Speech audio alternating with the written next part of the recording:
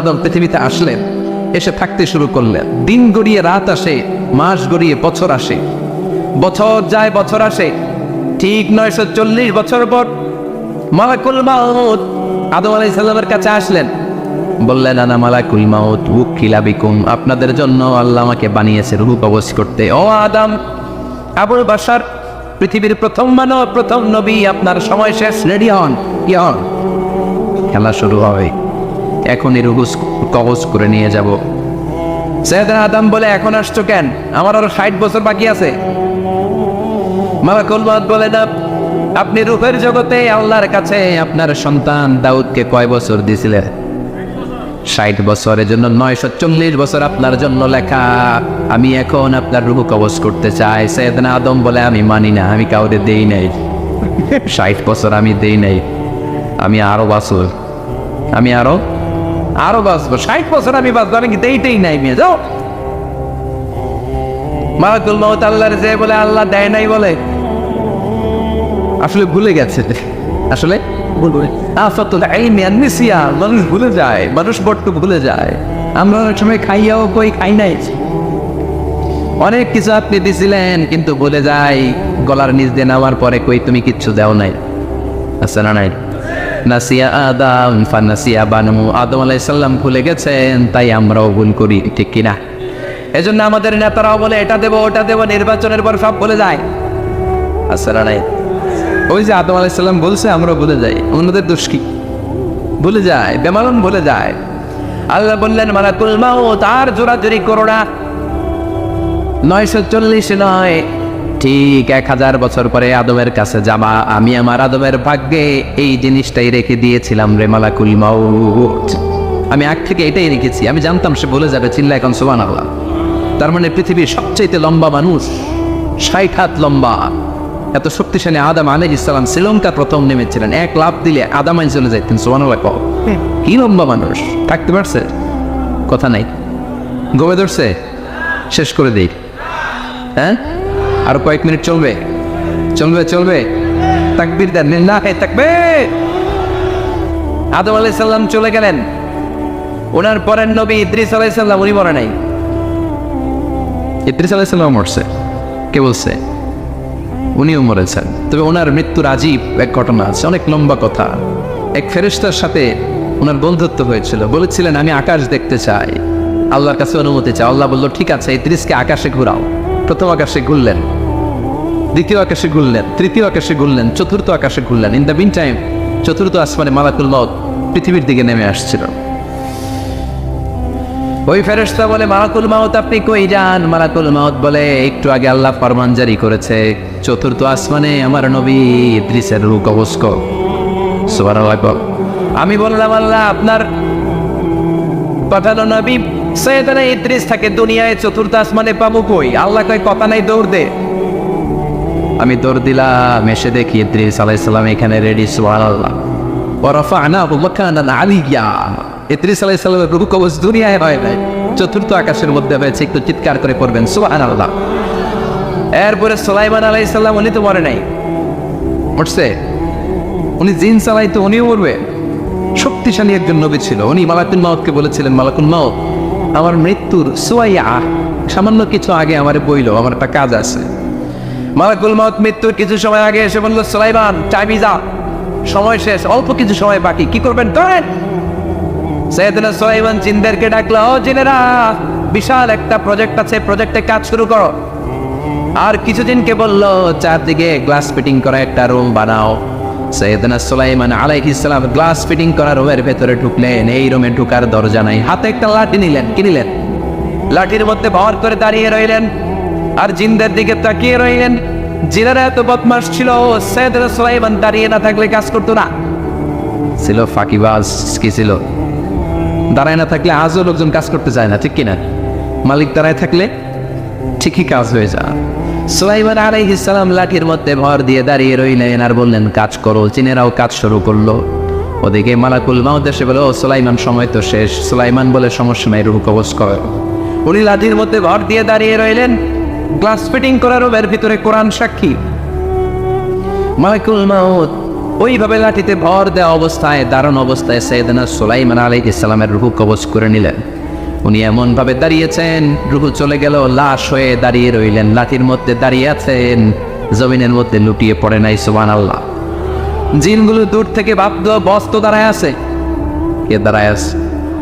জিনারা মনে করছে বস দাঁড়ায় আছে, কাজ করতে হবে। করতে করতে পুরা প্রজেক্টের কাজ শেষ। ইন দ্য মিন টাইম ঝিঝি পোকা, ওই পোকা যেই পোকা কাঠ খেয়ে ফেলে, এই কাঠ খাওয়ার পোকা সুলাইমান আলাইহিস সালাম লাঠির ভেতরে ঢুকে লাঠিও খেয়ে ফেলেছে। সাইয়েদনা সুলাইমান আলাইহিস সালাম তপাস করে জমিনে পড়েছে। আর জিনেরা কয় হায় হায়, খালি খালি কাম করছে এতদিন। সুবহানাল্লাহ করবেন না?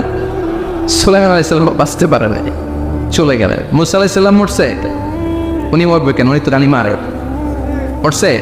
এক খাপ করে ফেরাউনের বাবুর্চি নাই, মুখের আগে হাত চলতে কয়েকজন, এর মধ্যে মুসা আলাইহিস সালাম আছে না নাই? মালাকুল মাউত মানুষের আকৃতিতে অনুমতি না নিয়ে ঘরের ভেতরে ঢুকে গেল। ঢুকে বলে আনা মালাকুল মাউত, আমি মৃত্যুর ফেরেশতা। তো কি চাও? জিতু আন আকবাদা রূহাক, আপনার রূহ কবজ করতে আসছি। কিন্তু মুসা আলাইহিস সালাম দেখতেছেন দিব্য একজন মানুষ, কি দেখে? আবার সালাম দেয় নাই, অনুমতি নিয়েও ঢুকে নাই। অমিয়া অনুমতি নিয়ে ঘরে ঢুকার দরকার আছে না নাই? মুসা আলাইহিস সালামের মেজাজ বড় গরম। উনি বললেন কি করবি? কয় আপনারে মারবো। কয় এদিকে আয়। মালাকুল মাউত মনে মনে ভাবে এতদিন সব মানুষগুলো আমারে দেখলে দিত দৌড়, আজকে মনে হয় আমারে দিতে হবে দৌড়। এক পা গায়ে দুই পা পেছায় সাহস করে সামনে গেলেন। আবার মুসা আলাইহিস সালাম দিলেন এরকম থাপ্পড়। ফাসাক্কাহু ফাফাকু আইনা, বুখারীর বর্ণনা, এক থাপ্পড়ে চোখ নাই। ঠিকই মালাকুল মাউত দৌড়, এক দৌড়ে আল্লাহর কাছে। আল্লাহ বললেন রাখো, এটা মুসা আলাইহিস সালাম, তার মেজাজ বড্ড গরম, আমাকে কথা বলতে হবে। আল্লাহ বললেন মুসা, বুখারীর বর্ণনা, গরুর পিঠের উপর হাত রেখে দাও। রাখা হলো। তোমার হাতের নিচে গরুর যত পশম, প্রত্যেক পশমের বিনিময়ে এক এক বছর করে হায়াত বাড়িয়ে দিলাম। মুসা আলাইহিস সালাম অনেক চালাক নবী। উনি বললেন আল্লাহ, আমার হাতের নিচে যদি গরুর 2000 পশম থাকে, তার মানে 2000 বছর হায়াত বাড়িয়ে দিলেন, কিন্তু এক্সট্রা হায়াত যখন শেষ হয়ে যাবে এরপরে কি হবে? আগে ওইটা বলেন। আল্লাহ বললেন সুমাল মাবউত, তারপরে তো মুসা মরতেই হবে, আসতেই হবে। সাইয়েদনা মুসা আলাইহিস সালাম বললেন ফাল আনা, তাহলে আর দেরির দরকার নাই, এখনই আমি আপনার কাছে চলে যেতে চাই। মালাকুল মাউত মুসা আলাইহিস সালামের রূহ নিয়ে উড়াল দিলেন। সুবহানাল্লাহ। বুঝতে পারছে? বিশ্বনবী মরে নাই, উনি ইন্তেকাল করেছেন। চিল্লা এখন ঠিক কিনা? ইন্তেকালের আগে বিশ্বনবী প্রচন্ড অসুস্থ হলেন। মা আয়েশারে ডেকে বললেন, আয়েশা মনে হয় আমি বাঁচব না। ওই যে খায়বার বিজয়ের দিন, খায়বার দুর্গ বিজয় করার পরে এক ইহুদি মহিলা আমার দাওয়াত দিয়েছিল। ওই দাওয়াত খেতে যাওয়ার পরে গোশতের মধ্যে বিষ মাখানো হয়েছিল রে আয়েশা। ওই বিষ মাখানো খাসির গোশত খেয়ে যে ব্যথা আমার পেটে উঠেছিল, আজ আবার সেই ব্যথা উঠেছে। বিশ্বনবী ওই বিষ খাওয়ানো গোশতের কারণে ইন্তেকাল করেছেন। তার মানে বিশ্বনবীর সাথে জামা আল্লাহ বাইনা নবুওয়া ওয়া শাহাদাত, আল্লাহ বিশ্বনবীকে শুধু নবী বানায় নাই, শহীদ হিসেবে কবুল করেছে। সুবহানাল্লাহ করবেন না? প্রচন্ড অসুস্থ, উনি ছাড়া মসজিদে নববীতে কেউ ইমামতি করার সাহস পায় না। বিশ্বনবী বললেন আবু বকর তুমি যাও, আবু বকরও যায় না। বিশ্বনবী বললেন পানি আনো। বিশ্বনবী পানি দিয়ে ওযু করলেন। ওযু করে কয়েকজন সাহাবীকে ধরে উঠতে চাইলেন, আবার থপাস করে বেহুশ হয়ে পড়লেন। বিশ্বনবী উঠতে পারে না। আবার বললেন ঠান্ডা পানি আনো। পানির ভেতরে বিশ্বনবী দুই হাত ঢুকিয়ে দিয়ে ঠান্ডা ভিজা হাত দিয়ে চেহারার মধ্যে মাসে করলেন আর বললেন ইন্নালিল মাউতি লা সাকারাত, হায়রে মৃত্যুর কি যন্ত্রণা, হায়রে মৃত্যুর যে কি কষ্ট। অবিয়া বিশ্বনবী যদি মৃত্যুর কষ্টে কাতরায়, আমাদের অবস্থা কি? আমাদের নসিবে কি আছে? আল্লাহ তুমি বাঁচাও করে না। আমি বিশ্বনবী কাঁদছেন, সাহাবারা একের পর এক দেখতে আসে, কান্নার রোল পড়ে গেল চারদিকে। বিশ্বনবীর কলেজার টুকরা নয়নের পুটুলি সাইয়েদাতুনা ফাতিমা বিশ্বনবীর কান্না সহ্য করতে পারে না। বিশ্বনবীকে ধরে মা ফাতিমা, সাইয়েদাতুনা ফাতিমা বিলাপ করা শুরু করে দিলেন, চিৎকার দিয়ে কান্নাকাটি শুরু করে দিলেন আর বললেন ওয়া কুরবাবা, ওয়া কুরবাবা, হায় হায় আমার বাবার কি কষ্ট, আমার বাবার কি কষ্ট হচ্ছে। বিশ্বনবী বললেন ফাতেমা তুমি কেঁদো না, আমার কষ্ট আজকের পরে আর থাকবে না, আজকে তোর বাবার সব কষ্ট বন্ধ হয়ে যাবে। কি যেন কানে কানে বললেন, ফাতেমা আরো কেঁদে দিল। আবার কানে কানে কি যেন বললেন, ফাতেমা হেসে দিল। বিশ্বনবীর ইন্তেকালের অনেক পর মা আয়েশার কাছে ফাতেমা বললেন আমি যখন প্রথমে কেঁদেছিলাম আব্বা বলেছিল আমি আর বাঁচবো না রে ফাতেমা। আবার কানে কানে একটা কথা বলার পরে হেসেছিলাম, আব্বা বলেছিল আমার পরে আমার পরিবার বর্গের মধ্য থেকে সর্বপ্রথম তোমার সাথে আমার দেখা হয়ে যাবে রে ফাতেমা। অল্প কয়েক মাসের ব্যবধানে সাইয়েদাতুনা ফাতেমা উনিও ইন্তেকাল করলেন। বিশ্বনবী শোয়া থেকে উঠতে পারে না। এক সাহাবীকে দেখলেন মেসওয়াক করছে। বিশ্বনবী মেসওয়াকের দিকে তাকিয়ে রইলেন। বিশ্বনবীর নিথর দেহটা পড়ে আছে। আয়েশারা যে বলবে আয়েশা মেসওয়াক দাও, বলতে পারেন। মা আয়েশা বুঝতে পেরে মেসওয়াক আনলেন, বিশ্বনবীকে মেসওয়াক করিয়ে দিলেন। এবার বিশ্বনবী বললেন, ও আবু বকর শোনো, আল্লাহ আমাকে অপশন দিয়েছে। কি দিয়েছে? আল্লাহ বলেছে নবী আজীবন থাকতে চাইলে থাকেন, আর আসতে চাইলে চলে আসেন। আমি থাকতে না চেয়ে আল্লাহর কাছে চলে যাওয়ার ইচ্ছা করলাম। সাইয়েদনা আবু বকর কান্না জুড়ে দিলেন। বিশ্বনবী বললেন, আসসালাত আসসালাত, ও আমার উম্মতেরা নামাজ তরক করো না।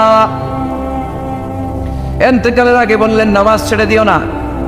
আর বললেন ওয়ামা মালাকাত আইমানুকুম, তোমাদের অধীনস্থ কর্মচারীদের সাথে খারাপ আচরণ করো। ঘাম শুকানোর আগে পয়সা দিয়ে দিও। আর হাত দুটো উঁচু করে বললেন আল্লাহুম্মা ইলা রাফিকিল আলা, ও আল্লাহ আমি আপনার কাছে যেতে চাই। এই কথাটা বলে বিশ্বনবীর হাত দুইটা থপাস করে জামিনে পড়ে গেল। বিশ্বনবীও চলে গেলেন। থাকতে পেরেছে কেউ? চিন্নায় বলেন। এজন্য আমরা আল্লাহর কাছে ইমানই মৃত্যু চাই। কি মৃত্যু? আমরা উত্তম মৃত্যু চাই। চিন্নায় বলেন কি মৃত্যু? এজন্য মরণের আগে ইমান নিয়ে মরার দরকার আছে না নাই? বিশ্বনবী দোয়া করতেন আল্লাহুম্মা রযুকনা হুসনাল খাওয়াতিম, ও আল্লাহ আমাদের শেষটা যেন ভালো হয়। শেষ কথা বলি, এদিকে তাকা, মনোযোগ আছে। বলতেন আল্লাহুম্মা রযুকনা হুসনাল খাওয়াতিম, ও আল্লাহ আপনি আমাদেরকে ইমানের মৃত্যু দেন, আমাদের শেষটা ভালো করেন। কারণ সব ভালো তার শেষ ভালো। জানেন না এটা আপনারা? সব ভালো তার শেষ ভালো। আজীবন ইসলামের পক্ষে, আজীবন নামাজি মুত্তাকি, মরার আগে কাফের হয়ে মরে এরকম আছে না? মরার আগে শাহবাগের মঞ্চে উঠে ভাষণ দেয় ভাইয়েরা আমার আছে না নাই? আবার আজীবন কাফের, ইসলামের বিরোধী, ইন্তেকালের আগে কালিমা পড়ে সব মাফ করায় আছে না নাই? বিশ্বনবীর শ্বশুর আবু সুফিয়ান, নাম শুনছেন?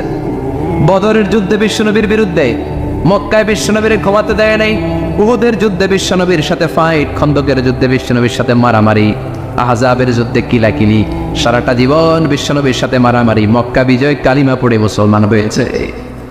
গোটা জীবনে যা অন্যায় করেছে সব মাফ করে দিয়েছে কে? এজন্য আমরা আল্লাহরে বলি আল্লাহ কালিমাটা পড়তে পড়তে যেন আমরা মরতে পারি। চিৎকার করে পড়ে না আমিন। জিহাদের ময়দানে এক সাহাবা যুদ্ধ করতে লাগলেন।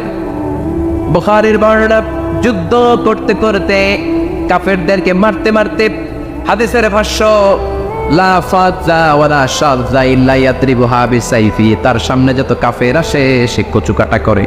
অন্য সাহাবীরা খুশি হয়ে যায়। অন্য সাহাবীরা বলে আজকের সব সওয়াব এই সাহাবী পেয়ে যাবে। কিন্তু বিশ্বনবী হঠাৎ করে একটা কথা বললেন, ওই কথা শুনে সাহাবীরা অবাক। বিশ্বনবী বললেন হুয়া ফিন্নার, ও জাহান্নামে যাবে। কই যাবে? জিহাদের ময়দানে এক মুজাহিদ সাহাবী কাফিরদেরকে মেরে শেষ, কিন্তু বিশ্বনবী বললেন কই যাবে? কথা কয় না। এক সাহাবী কয় ঘটনা কি? এত বড় মুজাহিদ ফি সাবিলিল্লাহ কেন জাহান্নামে যাবে? আমি লুকিয়ে লুকিয়ে দেখি। লুকিয়ে লুকিয়ে ওই সাহাবী দেখে মুজাহিদ সাহাবী যুদ্ধ করতে করতে কাফিরদের বিশাল একটা ঘাটির ভেতরে ঢুকে গেল। মারতে মারতে মারতে মারতে হঠাৎ এক কাফেরের আঘাতে এই মুজাহিদ সাহাবীর ডান হাতটা কাটা পড়ে গেল। এবার ডান হাত দিয়ে ফিনকি দিয়ে রক্ত বের হতে শুরু করলো। মুজাহিদ সাহাবী আর যন্ত্রণা সহ্য করতে পারে না। যন্ত্রণা সহ্য করতে না পেরে কাতরাতে কাতরাতে নিজের হাতের ছুরিটাকে জমিনের মধ্যে গেড়ে দিয়ে ছুরির উপরে ঝাঁপিয়ে পড়ল। পেটের এই দিক দিয়ে ঢুকে ওপাশ দিয়ে বের হয়ে গেল, এফার ওপার হয়ে গেল। মানে আত্মহত্যা করলো, ঠিক কিনা? জাহান্নামী নাই? কথা কর।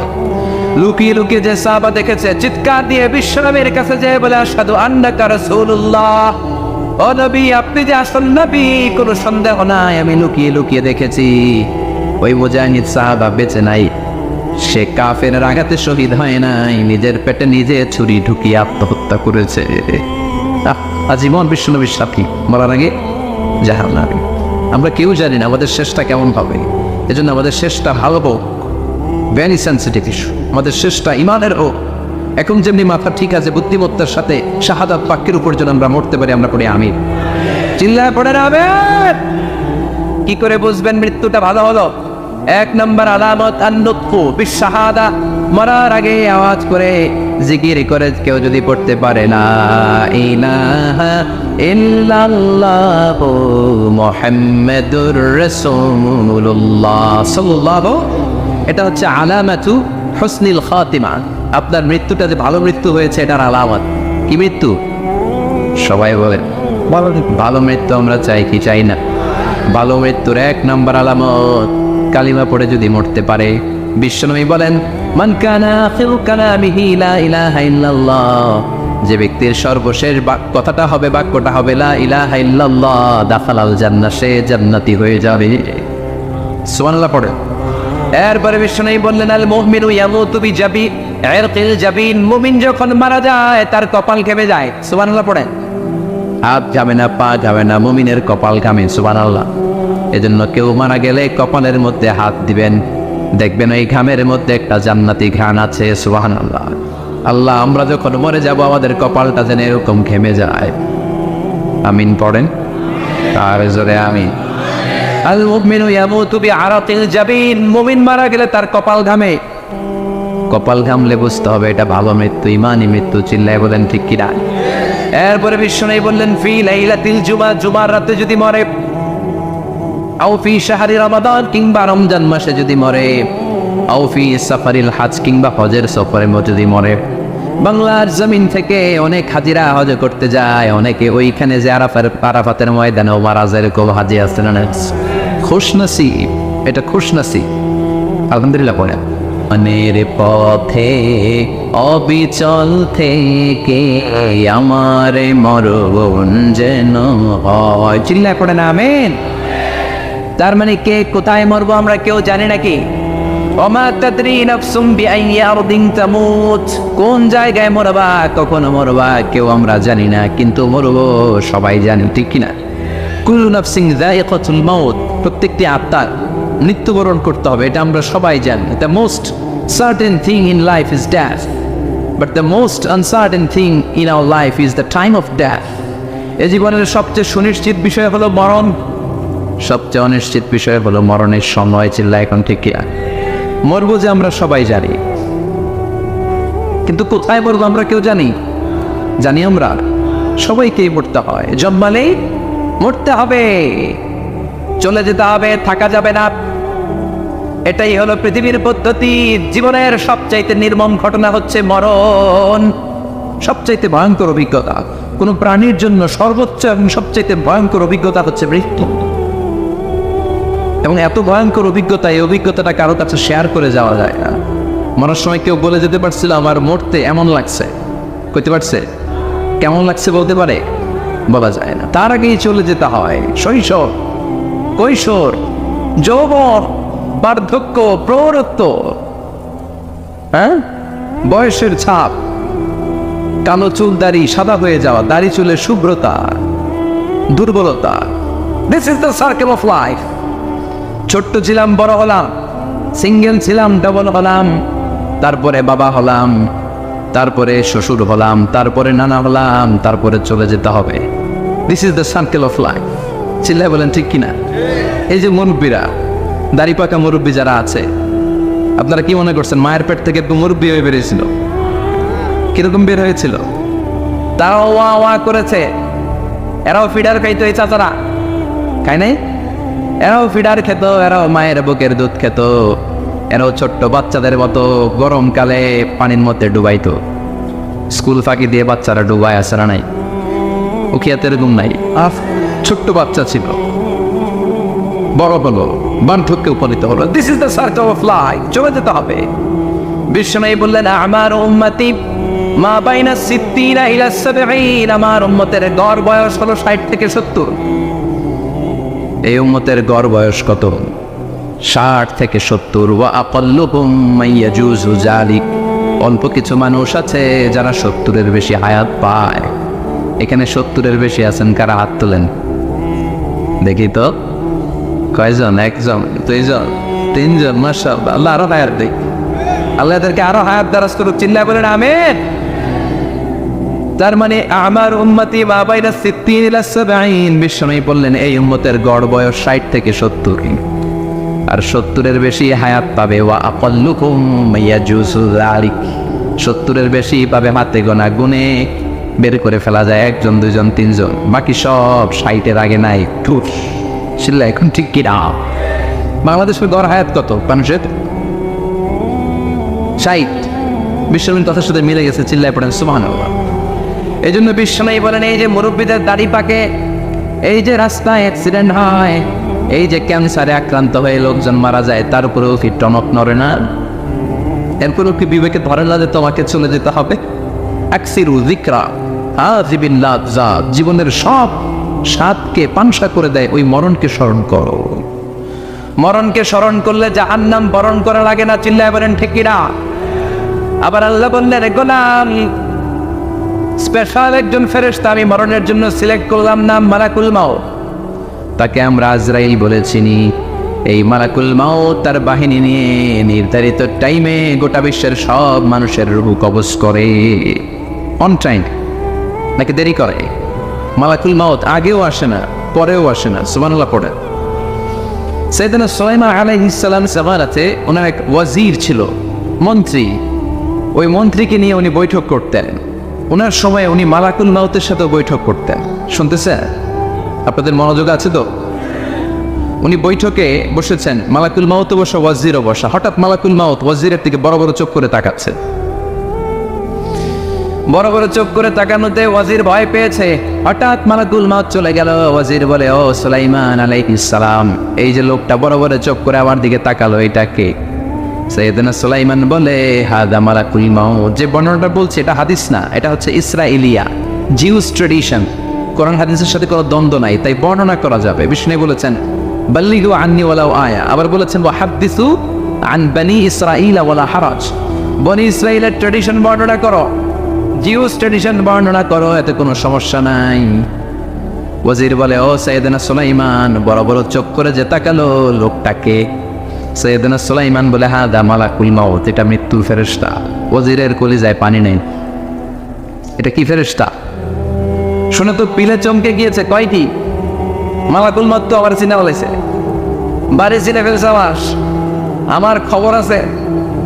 সাইয়েদনা সুলাইমান আলাইহিস সালাম জিনদেরকে দিয়ে কাজ করাতেন, মেঘমালাকে দিয়ে কাজ করাতেন, বিশাল সিংহাসন নিয়ে পৃথিবীর প্রাচ্য থেকে পাশ্চাত্যে ঘুরে বেড়াতেন। সাইয়েদনা সুলাইমানকে ওয়াজির বলে, ও সুলাইমান, মেঘমালাকে আদেশ করে দেন আমি আর এই ফিলিস্তিনের ভূখণ্ডে থাকতে চাই না। আকাশের মেঘমালার উপরে আমারে বসিয়ে দেন, আর বলে দেন আমার নিয়ে যেন আকাশের মেঘমালা হিন্দুস্তানের ওই দূর পর্বতে রেখে আসে। আকসা আল হিন্দ, হিন্দের সবচেয়ে দূরবর্তী জায়গায় যেন আমার রেখে আসে। সাইয়েদনা সুলাইমান বললেন, আকাশের মেঘ যাও, আমার ওয়াজিরকে নিয়ে হিন্দুস্তানের একটা উপদ্বীপে রেখে আসো। রেখে আসা হলো। কিছুক্ষণ পর মালাকুল মাউত সাইয়েদনা সুলাইমানের কাছে হাজির। সাইয়েদনা সুলাইমান বললেন, ও মালাকুল মাউত, কই ছিলা? একটু আগে হিন্দুস্তান থেকে আপনার ওয়াজিরের রূহ কবজ করে আসছি। সুবহানাল্লাহ পড়ে। এটা আবার কেমন কথা, তুমি ওইখানে গেলা কেন? কয় রব্বুল আলামিন কিছুক্ষণ আগে আমার কাছে পয়গাম পাঠিয়েছে, যাও সাইয়েদনা সুলাইমানের ওয়াজিরের রূহটা কবজ করো। কবজ করার জায়গা হলো হিন্দুস্তানের উপদ্বীপ। কোন জায়গায়? মালাকুল মাউত এসে দেখে সুলাইমান নবীর সাথে মিটিং করে। ওয়াজির কার সাথে মিটিং করে? সুলাইমান নবীর সাথে। কিন্তু ফরমানে লেখা রূহ কবজ করতে হবে কোথায়? হিন্দুস্তানে। সুবহানাল্লাহ করবেন না? এই জন্য বড় বড় চোখ করে আমি তাকিয়েছি, আর মনে মনে ভাবলাম টাইম তো নাই, কারণ মৃত্যু তো অন টাইমে হতে হয়, এখনই ওর রূহ কবজ করতে হবে। কেমন করে ওইখানে যাবে আমি জানি না, আমি আগে চলে যাই। মালাকুল মাউত চলে গেল, যে দেখে ওই জায়গায় ওয়াজির হাজির। সাথে সাথে রূহ কবজ করে আল্লাহর কাছে চলে গিয়েছে। পড়েন সুবহানাল্লাহ। এই জন্য আল্লাহ বললেন, মালাকুল মাউত আমি নির্ধারণ করে দিয়েছি, পৃথিবীর প্রতিটি মানুষ মালাকুল মাউতকে দেখবে, চাক্ষুষ দেখবে, ভালো হলেও দেখবে, খারাপ হলেও দেখবে। কার কথা? ভালো মানুষ যদি হয়, আল্লাহওয়ালা যদি হয়, ইসলাম প্রিয় যদি হয়, ডান পন্থে যদি হয়, মৃত্যুর সময় মালাকুল মাউত আলা সূরাতি শাবিন আলা আহসানি সূরা, একজন যুবকের আকৃতিতে চমৎকার তবতবে সাদা একটা জুব্বা পরে জান্নাত থেকে জান্নাতি কাপড় নিয়ে হানুত মিন হানুতিল জান্নাত, জান্নাতের সুগন্ধি নিয়ে মুমূর্ষু রোগীর মাথার সামনে এসে বসে যায় আর দেহটার ইঙ্গিত করে বলে, ইয়া আইয়াতুহান নাফসুত তাইয়্যিবা, ও পবিত্র আত্মা। আরেক বর্ণনায় এসেছে, ইয়া আইয়াতুহান নাফসুল মুতমাইন্না, ও প্রশান্ত আত্মা, উখরুজি ইলা মাগফিরাতিম মিনাল্লাহ, আল্লাহর ক্ষমার দিকে বের হয়ে আসো। উখরুজি ইলা মাগফিরাতিম মিনাল্লাহি ওয়া রিদওয়ান, আল্লাহর ক্ষমার সন্তুষ্টির দিকে রুহটা বের হয়ে আসো। স্মুথলি বলার সাথে সাথে মুমিনের দেহ থেকে রুহটা বের হয়ে আজরাইলের হাতে চলে যায়। স্মুথলি বলার সাথে সাথে স্বাচ্ছন্দ্যে আনন্দে মুমিনের দেহ থেকে রুহটা সা করে বের হয়ে মালাকুল মউতের হাতে এসে পড়েন সুবহানাল্লাহ। আল্লাহ, এমন মৃত্যু তুমি আমাদের নসিবে রেখে দিও, চিৎকার করে পড়েন আমিন। আর যারা ইসলাম মানে নাই, আর যারা কোরআন মানে নাই, আর যারা দিন কায়েমের আন্দোলন করে নাই, দিনকে ভালোবাসে নাই, বামার রামপন্থী ছিল, নাস্তিক ছিল, ইসলাম বিরোধী ছিল, তাদের কাছেও মালাকুল মাউত আসে কি আসে না? চিল্লায় বলে না, সে কি আসে না? তাদের কাছেও আসে, কিন্তু আলা সুওয়াতি আকবাহি রাজুল, একজনের চেহারা যত ভয়ঙ্কর হতে পারে, যত নিকৃষ্ট হতে পারে, এরকম ভয়ঙ্করতম নিকৃষ্ট দুর্গন্ধওয়ালা একটা চেহারা নিয়ে আসে। রিজলাহু ফিল আরদ, পা থাকে জমিনে, রাসুহু ফিস সামা, হাদিসের বর্ণনা, পা দুইটা জমিনে, মাথা আকাশে। এসে দমক দিয়ে জালিমের মাথার সামনে এসে বলে, ইয়া আইয়াতুহান নাফসুল খাবিসা, হে পাপাত্তা, হে অপবিত্র আত্মা, উখরুজি ইলা সাফাতিল্লাহি ওয়া গাদাবিহি, আল্লাহর রাগের দিকে, আল্লাহর অসন্তুষ্টির দিকে বের হয়ে আয়। মালাকুল মাউতের এই অর্ডার পাওয়ার সাথে সাথে রুহটা কিন্তু বের হয় না। মুমিনের রুহকে ডাক দিলে যেমনি স্মুথলি বের হয়, কাফেরের রুহ এভাবে বের হয় নাই। কথা বলে, রুহটা ডানে যায়, ফাতাতাফাররা, একবার রুহটা ডানে যায়, আবার রুহটা পায়ে যায়, আবার সামনে যায়, পায়ে যায়, হাতের মধ্যে ঢুকে ডানে বায়ে যায়। মালাকুল মাউত আবার ধমক দিয়ে বলে, ইয়া আইয়াতুহান নাফসুল খাবিসা, পাপাত্তা, বের হয়ে আয়। রুহটা আবার ডানে যায়, বায়ে যায়, সামনে যায়, পেছনে যায়। এবার খপাস করে মালাকুল মাউত রুহুকে ধরে টান ধরে, সারা দেহটা থেকে প্রাণ রস সিক্ত করতে করতে দেহ থেকে রুহটাকে টেনে হিচড়ে বের করে আনে। আর মুমূর্ষু রোগীটা চিৎকার মারতে থাকে, পড়েন না আউযুবিল্লাহ। একটা জীবন্ত ছাগলের চামড়াগুলো জবাই না দিয়ে কেউ যদি টেনে টেনে বের করে, ছাগল জবাই ভাই নাই, কিন্তু চামড়া এক পাশ থেকে টেনে টেনে টেনে হিচড়ে আপনি গা থেকে বের করলে যত কষ্ট হয়, এর চেয়েও বেশি কষ্ট দিয়ে মালাকুল মাউত বামপন্থী আর কাফেরদের রুহটা দেহ থেকে বের করে আনে, পড়েন না আউযুবিল্লাহ। আমাদের রুহটা যেন আল্লাহ, মুমিনদের রুহ আপনি যেভাবে কবজ করেন, ওইভাবে যেন আমাদের রুহটা বের হয়ে আসে। আর জোরে পড়েন আমিন। এজন্য আল্লাহ বললেন, বাল তু'থিরুনাল হায়াতাদ দুনিয়া ওয়াল আখিরাতু খায়রুম ওয়া আবকা, পাগলের মতো হচ্ছন্ন হয়ে এই দুনিয়াটার পেছনে ছুটে বেড়াও, এই দুনিয়া আসল নয়, আখিরাত হলো আসল। চিল্লায় বলেন ঠিক কিনা? অস্থির আমরা ব্যস্ত দুনিয়ার লোভে আর মোহে পড়ে, আমাদেরকে যে মরতে হবে, চলে যেতে হবে, এটা ভাবার সময় আমাদের নাই। চিল্লাই কোন ঠিক কিনা? এজন্য বলা হয়, মুতু ক্বাবলান তামুতু, মরার আগে একবার মরো। হাসিবু ক্বাবলান তুহাসাবু আলাইক, তোমার হিসাব কিয়ামতের দিন করার আগে তুমি তোমার হিসাব করো। জীবনে কি কি পাপ করেছি আমি জানি, আমার চেয়ে ভালো কেউ জানে না। চিল্লায় বলেন ঠিক কিনা? কি কি অন্যায় করেছি আমার হৃদয়ের মধ্যে কথাগুলো আছে না নাই? পৃথিবীর কেউ না জানলেও আমি জানি কি জানি না? পৃথিবী না জানুক আমি তো জানি, আমি কি পাপ করেছি হায়। পৃথিবী না জানুক আমি তো জানি, আমি কি পাপ করেছি হায়। আমার পাপের করলে বিচার, বাঁচার উপায় নাই আমার। দয়াময় প্রভু মাফ করো আমায়, মাফ করো আমায়। পড়ে না আমি আর জোরে আমিন। এজন্য হাসিবু ক্বাবলান তুহাসাবু আলাইক, তোমার হিসাব বসার আগে নিজে হিসাব করো কি কি করলা। আসল মরণের দিন শটান হয়ে তো শুয়ে পড়ো ভাই, মরার আগে আরেকবার মরো, মরার আগে আরেকবার কি করবেন কথা বলেন, মরার আগে কি করতে হবে? হঠাৎ একদিন বিছানায় শটান হয়ে শুয়ে যান, চক্ষুটা বন্ধ করেন, ভাবেন মরে গিয়েছেন, এই তোমার কুলমাউত চলে এসে রুহুটা নিয়ে গেল। আত্মীয় স্বজন চিৎকার চেঁচামেচি শুরু করে দিল, কান্নার রোল পড়ে গেল চারদিকে। মাইকের মধ্য দিয়ে, মসজিদের মাইকে অ্যানাউন্স হয়, অমুক এলাকার নিবাসী অমুক ভাই আমাদের মধ্যে দুনিয়ায় নাই, তার জানাজা হবে আজকে এশার নামাজের পর। সবাই এসে রুহের মাগফিরাত করে, সবাই আপনারে দেখতে আসবে, কেঁদে কেঁদে লোকজন আপনারে কবর দিতে আসবে, চিল্লায় বলেন ঠিক কিনা? কেঁদে কেঁদে সবাই আসবে, দেখার জন্য আসবে। ছেলেগুলো কাঁদবে, স্ত্রী কাঁদবে, বাবা মা কাঁদবে, বন্ধু বান্ধব কাঁদবে, আর ঘরের মধ্যে রাখা হবে না। এবার আপনাকে গোসল দেওয়ার পালা, চক্ষু বন্ধ করে চিন্তার দরকার আছে না নাই কথা বলেন? হঠাৎ করে, হঠাৎ করে শুনবি একদিন আমার মৃত্যুর খবর, কেঁদে কেঁদে আসবে সবাই দিতে আমায় কবর, দিতে আমায় কবর। ঠিক কি না? একটু চোখটা বন্ধ করে ভাবেন, আপনাকে গোসল দেওয়া হবে, জামাগুলো করা হবে, এত টাকা দিয়ে যে দামি গোসলখানা টাইলস লাগিয়ে ঘরে বানালেন, আপনার শেষ গোসলটা কি ওই দামি গোসলখানায় হবে? লাশ যেখানে দোয়া হয় ওই জায়গায় দোয়া হবে, আপনাকে কাফন পরানো হবে, আপনার কলিজার টুকরা ছোট বাচ্চাটারে বলা হবে আব্বু দেখে যাও তোমার বাবারে শেষবারের মতো দেখো।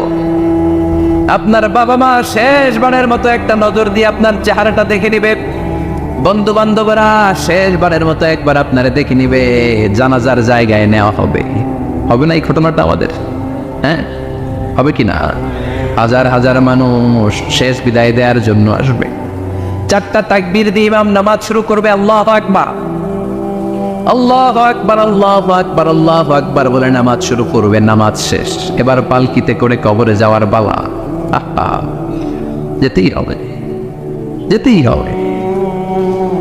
পালকিতে করে লোকজন নিতে শুরু করবে কবরস্থানের ওই জায়গায় যেখানে মানুষ বছরে মানুষ না মরলে যায় না, ওই গহীন নিঝুম কবরস্থানে ঢুকানো হবে। পালঙ্ক থেকে নামিয়ে আপনার জন্য করে রাখা আগ থেকে কবরটার মধ্যে শুইয়ে দেয়া হয়। উপরে বাঁশ দিয়ে ছাউনি, শেষবারের মতো সবাই দেখে বাঁশের ছাউনির উপরে মাটি চাপা দিবে। ঠিক কিনা? চলে যাবে সব, কেউ নাই, অন্ধকার, শুধু অন্ধকার। এই অন্ধকার যেন শেষ হতে চায়। এই ঘটনা ঘটবে না আমাদের? কথা বলে ঘটবে কিনা? এজন্য মরার আগে এগুলো চিন্তার দরকার আছে না নাই? মরার আগে আরেকবার মরার দরকার আছে না নাই? এজন্য রব্বুল আলামিন বলেন, বাল তুসিরুনাল হায়াতাদ দুনিয়া ওয়াল আখিরাতু খায়রুন ওয়া আবকা। এই দুনিয়ার জীবনটাকে তোমরা আসল জীবন মনে করো, এটা আসল জীবন নয়। আসল জীবন হলো কবরের জীবন। চিল্লায় বলেন ঠিক কি না? আল্লাহ তোমার এই দুনিয়ায়, আল্লাহ তোমার এই দুনিয়ায় কেউ আসে কেউ চলে যায়, তবু তোমার ভয়ে কারো কাঁদে না হৃদয়। এই দুনিয়াতে আমার বদলে গেল মন, চারিদিকে দেখি শুধু সুখেরই স্বপন। ভাবলো না মন আল্লাহ ছাড়া,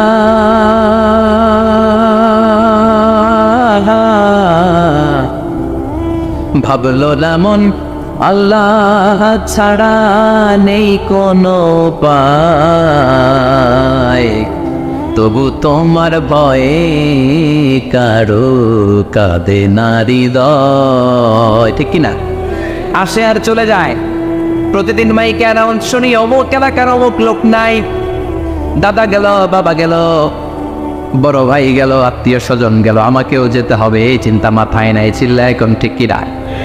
এজন্য লাইফটা হলো one time, one chance, second কোনো চান্স আপনাকে দেয়া হবে নাকি? কাফেররা বলবে ইয়া রাব্বি আরেকটা সুযোগ দেন, লাউ আন্না লানা কাররা ইয়ানি মাররা, আল্লাহ আরেকটা সুযোগ যদি পেতাম দুনিয়াতে ভালো করে আসতাম। আল্লাহ বলবেন ইন্নাহা কালিমাতুল কাইলুহা, এটা শুধু তাদের মুখের কথা, তাদেরকে আবার সুযোগ দিলেও তারা কিচ্ছু করবে না, চিল্লা এখন ঠিক কি না? এজন্য একটা চান্স আমরা পেয়েছি, এই দুনিয়ার ওয়ান চান্সে আমরা ভয় পাবো একজনকে, চিল্লায় বলেন তিনি কে? এজন্য যেতে আমাদেরকে হবে, এই মরণ থেকে পালানোর কোনো সুযোগ কেউ পালাতে পারে নাই। এই মরণ হলো আখিরাতের প্রবেশদ্বার। মরণ নামক পালকিতে চড়ে আমরা কবরের ভেতরে ঢুকি। মরণ হলো প্রথম পর্ব, কবর হলো দ্বিতীয় পর্ব, যেরকম ঠিক কি না? এজন্য বিশ্বনবী বললেন আল কবর রাউদাতুম মিন রিয়াদিল জান্নাহ ওয়া হুফরাতুম মিন হুফারিন নার। কবর হলো কারো জন্য জান্নাতের বাগান, কারো জন্য জাহান্নামের গর্ত। আমরা বলি আল্লাহ আমাদের কবরটারে জান্নাতের বাগান বানাও। আর জোরে পড়েন আমিন। আবার বিশ্বনবী বললেন ইন্নাল কবরা আউয়াল মানজিল মিন মানাজিলিল আখিরা। কবর হলো আখিরাতের মানজিলগুলোর প্রথম মানজিল। আখিরাতে একটার পর একটা অনেকগুলো স্টেশন আপনাকে পার হতে হবে। প্রথম স্টেশনটার নাম হলো কবর। প্রথম স্টেশনের নাম কি? এই কবর নামক স্টেশনে যদি আপনি মাফ পেয়ে যান, সামনের সব স্টেশনগুলোতে মাফের ব্যবস্থা করবে কে? আল্লাহ। আর কবর নামক স্টেশনে যদি ধরা খেয়ে যান, আপনার মায়ের আসানা নেই। লাশটাকে যখন রাখা হয়, লাশটা চিনে কে আমারে রাখলো, কে আমাকে ধৌত করলো, কে আমারে কাফন পড়ালো। এজন্য বিষ্ণু বলেছেন মৌর্ষের সামনে বসে বসে পড়ো লা ইলাহা ইল্লাল্লাহু মুহাম্মাদুর রাসূলুল্লাহ লাকিনু মাউতাকুম। লা ইলাহা ইল্লাল্লাহ, মৌর্ষের সামনে দাঁড়িয়ে দাঁড়িয়ে পড়ো লা ইলাহা ইল্লাল্লাহ। এই লা ইলাহা হচ্ছে জীবিতদের জন্য কালিমা, আর আমরা মরার পরে এই জিকির করি, ঠিকই না? আমাদের দেশের অনেক জায়গায় লাশ নিয়ে কবরে যাওয়ার সময় লা ইলাহা পড়ে না। না, এটা আগের জিকির, মরার আগের জিকির। মরার আগে আপনাকে অ্যানাউন্সমেন্ট দিতে হবে আল্লাহ ছাড়া কোনো ইলাহ নাই, বিশ্বনবী হচ্ছেন শেষ নবী এবং রাসূল, চিল্লায় বলেন ঠিক কি না? লাশটাকে যখন রেখে দেওয়া হয়, বিশ্বনবী যত মানুষকে কবরে রেখেছেন তারপরে দাঁড়িয়েছেন আর বলেছেন ইস্তাগফিরু লিআখিকুম, তোমার ভাইদের জন্য তোমরা দোয়া করো। ফাইন্নাহু আনা ইউসাল, এখনই তাকে কবরে সওয়াল করা হবে। কবরে প্রশ্ন আসছে না নাই? কথা বলেন। বিশ্বনবী খাদিজাতুল কুবরা, ওনার প্রথম স্ত্রী খাদিজাতুল কুবরা তাহেরাকে কবরের মধ্যে রেখে দিয়ে কাঁদতে শুরু করলেন, চোখের পানি ছেড়ে অনেক দোয়া করলেন। দোয়া শেষে সব সাহাবারা ঘরে ফিরে যায়, বিশ্বনবী যায় না। সাইয়েদনা আবু বকর বললেন ও নবী চলেন ঘরে যাই, অনেক তো দোয়া করলেন। বিশ্বনবী বললেন আবু বকর তুমি যাও, আমি যাব না।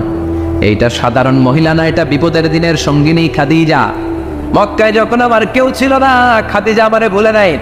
3 বছর কাফিররা আমাকে জেলখানায় বন্দি রেখেছে, নাম শিয়াবে আবি তালেবের জেলখানা। আমার স্ত্রী ওই জেলখানার জীবনেও আমারে ছাড়ে নাই, আমার সাথে 3 বছর খাদিজাও জেল খেটেছে। এই একটাই মহিলা, যেই মহিলাকে আল্লাহ আরশের উপর থেকে সালাম দিয়েছে, মহিলাটার নাম খাদিজা। আল্লাহু আকবার। আমার সব সন্তান আল্লাহ খাদিজার পেট থেকে দিয়েছে। ফাতেমাতুজ জোহরা খাদিজার মেয়ে, জাইনাব খাদিজার মেয়ে, উম্মে কুলসুম খাদিজার মেয়ে, রুকাইয়া খাদিজার মেয়ে, আবুল কাসেম বিশ্বনবীর ছেলে খাদিজার ছেলে, আব্দুল্লাহ যাকে তাইয়্যিব এবং তাহের নামে আমরা চিনি, সেও খাদিজার ছেলে। সুবহানাল্লাহ। ও আবু বকর, আমার এই কলিজার টুকরা প্রিয়তমা খাদিজারে রেখে দিয়ে কেমনে বাসায় যায়? তুমি যাও, আমি দাঁড়িয়ে থাকবো। এখনই মুনকার নাকির এসে খাদিজারে প্রশ্ন করবে, আমি দেখবো খাদিজা উত্তর দিতে পারে কিনা। আর প্রশ্নের উত্তরে যদি ভুল করে ফেলে, কবরের উপর থেকে আমি নিজে প্রশ্নের উত্তর দিয়ে দেব। সাইয়েদনা জিবরাইল বললেন নবী আপনার আর দাঁড়িয়ে থাকার দরকার নাই, আবু বকরের সাথে করে চলে যান। আল্লাহ জানিয়ে দিয়েছে খাদিজার কবরের প্রশ্নে যদি কোনো সমস্যা হয়, আরশের উপর থেকে খাদিজার প্রশ্নের জবাব আল্লাহ নিজে দিয়ে দিবে। এজন্য কবরের আযাব থেকে বিশ্বনবী পানাহ চেয়েছেন। বিশ্বনবী বলেছেন আল্লাহুম্মা ইন্না নাউযু বিকা মিন আযাবিল কবর। ও আল্লাহ, কবরের আযাব থেকে তুমি আমাদেরকে বাঁচাও, পড়েন আমিন। কবরে মুমিনদেরকে 4টা প্রশ্ন করা হবে, কাফিরদেরকে 3টা প্রশ্ন। চিৎকার করে বলেন মুমিনের প্রশ্ন কয়টা? আর জোরে বলেন। প্রথম প্রশ্ন মার রব্বুক, তোর রবের নাম কি? আমরা কি বলবো? আল্লাহ আমারে রব, এই রবি আমার সব, দমে দমে তনু মনে তারি অনুভব। আল্লাহ আমারে রব, এই রবি আমার সব। পড়েন আমিন। দ্বিতীয় প্রশ্ন, আমার দিন উত্তর, দিনের নাম কি, ধর্মের নাম কি? তৃতীয় প্রশ্ন, মান হাযার রাজুল, এই লোকটাকে কে? আমরা বলবো মুহাম্মদ সাল্লাল্লাহু। তিনটা প্রশ্নের উত্তর যখন আপনি কবরে করে দিতে পারবেন, অতিরিক্ত একটা প্রশ্ন, ওয়ামা ইলমু, এই যে তিনটা প্রশ্নের উত্তর পাল্লা, কেমন করে উত্তর জানলা? কোত্থেকে শিখেছ? নকল করে আনছো কাফনের কাপড়ে? পরীক্ষায় বলে নকল আছে না নেই? হাতে নকল আছে না? পায়ে নকল, মোজার ভিতরে নকল আছে না নেই? মোবাইলে নকল আছে না নেই? নকল থেকে আল্লাহ তুমি বাঁচাও। আরো আসতে কেন আমি? কিভাবে জানলা? কেমন করে তিনটা প্রশ্নের উত্তর শিখলা? What is the source of your knowledge? তথ্যসূত্র কি? আপনাকে বলতে হবে আমি যেই কিতাবটা থেকে শিখেছি কিতাবটার নাম কি। চিল্লায় বলেন কিনা? এই কিতাবটা হলো কোরআন। আপনাকে বলতে হবে কোরআন থেকে আমি শিখেছি, বিশ্বনবীর হাদিস থেকে আমি শিখেছি। চারটা প্রশ্নের উত্তর যখন পারবেন, ফেরেশতারা বলবে আহলান সাহালান, খুশ আমদেদ, কংগ্রেচুলেশন, বাহ বাহ, তুমি তো চমৎকার পেরেছো। ফায়ুফসাহু লাহু কবরুহু ৭০ যিরাআন, মুমিন বান্দার কবরটা ৭০ হাত লম্বা করে দেয়া হবে। ইফতাহু লাহু বাবুন ইলাল জান্নাত, জান্নাতের দিকে তার কবর থেকে একটা দরজা বানিয়ে দেয়া হবে। জান্নাতের সুগান ঠান্ডা বাতাস এসে তার কবরের ভিতরে ঢুকতে শুরু করবে। ইলবাসু লিবাস মিন আহলিল জান্নাত, জান্নাতীদের পোশাক তার গায়ের মধ্যে পরিয়ে দেয়া হবে। আল্লাহু আকবার। আর বলা হবে নাম কানাউমিল আরুস, বাসর রাতে বর যেমনি কনেকে নিয়ে ঘুমিয়ে যায়, তুমিও একটা ঘুম দাও। আলহামদুলিল্লাহ পড়ে মুমিন বান্দা আনন্দের একটা ঘুম দিবে। ইসরাফিলের সিংগার আওয়াজ ছাড়া পৃথিবীর কোনো কিছুই তার আগে ঘুম ভাঙতে পারবে না। আল্লাহ আমরাও যেন সেদিন কবর একটা মজার ঘুম দিতে পারি, তুমি তৌফিক দাও। জোরে বলেন আমিন। এবার বামপন্থী নাস্তিক আর কাফেরদের পালা, ইসলাম বিদ্বেষীদের পালা, আলে ওলামাদের শত্রুদের পালা, ইসলামকে যারা বিজয়ী শক্তি হিসেবে মানতে পারে নাই তাদের পালা। চিল্লা এখন ঠিক না? ওদেরকে একই প্রশ্ন, রব কি? ওরা বলবে আমি জানি না। আমাদের উত্তর আল্লাহ। ওরা বলবে আমি কিচ্ছু জানি না, আমি সব ভুলে গেছি, আমার মাফ করে দেন, আমি কিছুই জানি না। তবে আমি ইসলাম বিরোধীদের সাথে চলতাম, যারা ইসলাম রে বাস দিত আমি তাদের সাথে স্লোগান দিতাম। এরকম ডাকাইত আছে না নাই? দ্বিতীয় প্রশ্ন, আমার দিন ও তোমার ধর্মের নাম কি?